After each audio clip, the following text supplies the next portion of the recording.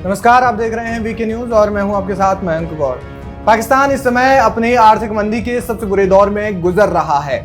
चाहे जिस चीज की आप बात करें, पेट्रोल की बात करें, डीजल की बात करें, खाने के तेल की बात करें, खाद्य पदार्थों की बात करें, कपड़ों की बात करें या तमाम रोजमर्रा की जरूरतों के लिए इस्तेमाल होने वाली जो चीजें हैं उनके जो दाम हैं वो आसमान छू रहे हैं। देश में भुखमरी भी फैल रही है और साथ ही साथ आर्थिक तंगी से पाकिस्तान जो परेशान है वो तो है ही, लेकिन इसके साथ ही पाकिस्तान की सरकार जो है वो उनकी आवाम पर रहम खाने की बिल्कुल भी मूड में नहीं है। और ऐसा हम इसलिए कह रहे हैं क्योंकि इतनी बुरी स्थिति के बावजूद भी पाकिस्तान अपने परमाणु परीक्षण का जो कार्यक्रम है उसको पाकिस्तान ने जारी रखा है। जी हाँ, एक रिपोर्ट में खुलासा हुआ है कि पाकिस्तान ने अपने रक्षा मसौदे के लिए जो उनकी जो परमाणु शक्ति है उसको बढ़ाने का प्रयास किया है और उसको बढ़ाने का निरंतर प्रयास भी कर रहा है, जो कि पाकिस्तान के मानसिकता को दर्शाता है कि किस तरीके से उसे वहां की आवाम की चिंता ना हो करके उसके जो परमाणु हथियार है यानी कि जो रक्षा है उसको मजबूत करने की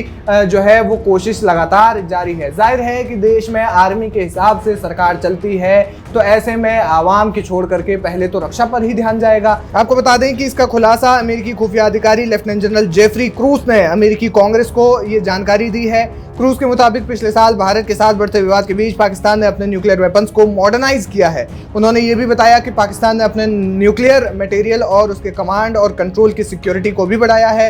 अक्टूबर 2023 में पाकिस्तान ने मध्यम दूरी की अबाबिल बैलिस्टिक मिसाइल का सफल परीक्षण किया था जिसकी रेंज लगभग 2200 किलोमीटर थी। अभी और इससे कुछ ही दिन पहले ही एक सीनियर परमाणु वैज्ञानिक और लेफ्टिनेंट जनरल किदवई ने भारत को धमकी दी थी। उन्होंने इस्लामाबाद के इंस्टीट्यूट ऑफ स्ट्रेटेजिक स्टडीज में अपने संबोधन के दौरान कहा था कि पाकिस्तान का परमाणु कार्यक्रम भारत पर केंद्रित है, यानी कि साफ तौर पर भारत को चेतावनी देने का प्रयास किया जा रहा है।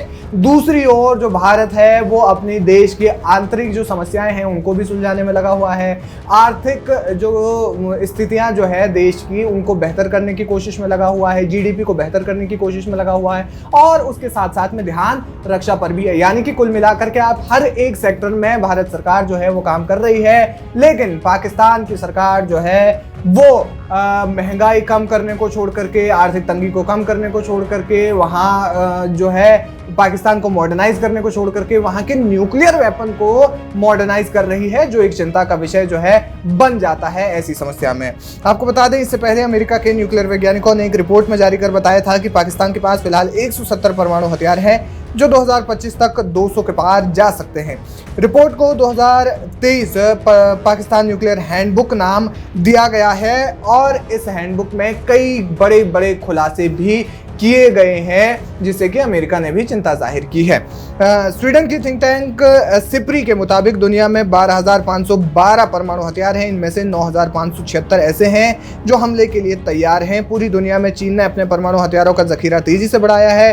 रिपोर्ट के मुताबिक दुनिया के 90% परमाणु हथियार रूस और अमेरिका के पास है। वहीं चीन और पाकिस्तान ने भारत के मुकाबले तेजी से अपने परमाणु हथियारों की संख्या बढ़ाई है। पूरी दुनिया में परमाणु हथियारों की रेस जो है वो शुरू हो चुकी है। लेकिन जिस तरीके से पाकिस्तान आर्थिक तंगी से दौर से गुजर रहा है, विदेशी मुद्रा भंडार भी कम हो रहा है, IMF से लोन है, चीन से लोन है, तमाम देशों से लोन है और इसके अलावा जो वैश्विक स्तर पर हम बात करें तो बड़ा लोन पाकिस्तान के सर पर है। और जब हम पूछते हैं कि फिर ये पैसा आखिर जा कहाँ रहा है तो फिर इसका जवाब सीधे सीधे तौर पर देखने को मिल जाता है। परमाणु हथियारों को मॉडर्नाइज किया जा रहा है। किसके विरुद्ध? भारत के विरुद्ध, जो कि एक शांतिप्रिय देश है जिसने अपने इतिहास में आज तक पहले कभी किसी देश पर हमला नहीं किया।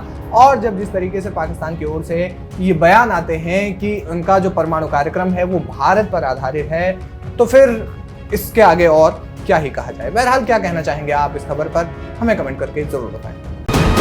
वीके न्यूज, राष्ट्र के नाम।